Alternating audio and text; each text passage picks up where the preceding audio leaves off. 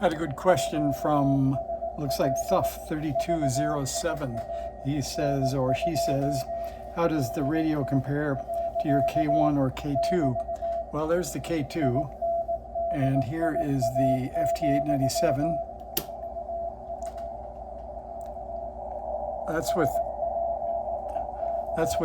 DSP on with the bandpass filter. With it off, it's kind of in the weeds. Here's back to the K2 or the K1. Here's back to the FT-897. We'll turn on the DSP.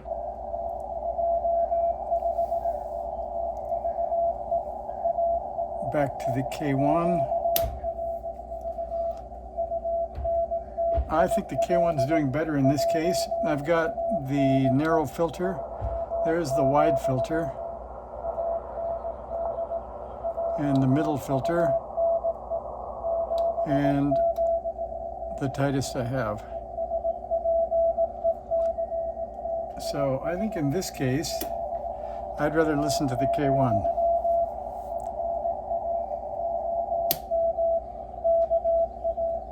That's the K1.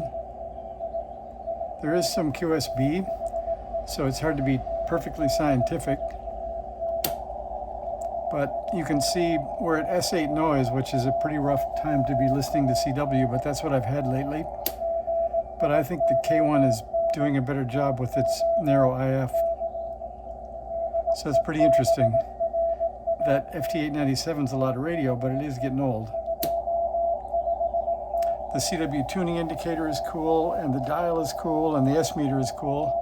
But when it comes down to hearing a weak signal on 20 meters, I think the K1's winning.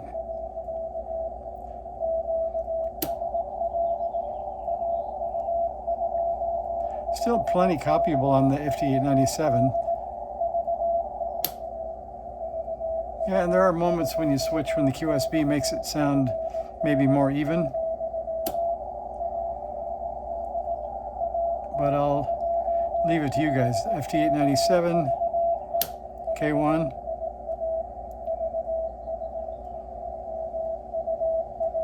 That's K1, FT-897.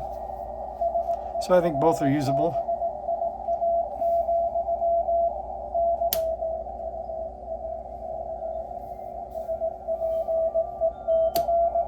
I'll tune that down just a hair.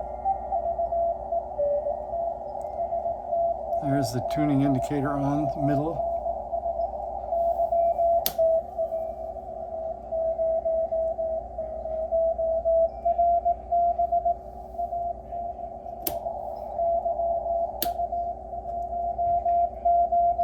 Yeah, I think you could work the station with both of them. What do you think?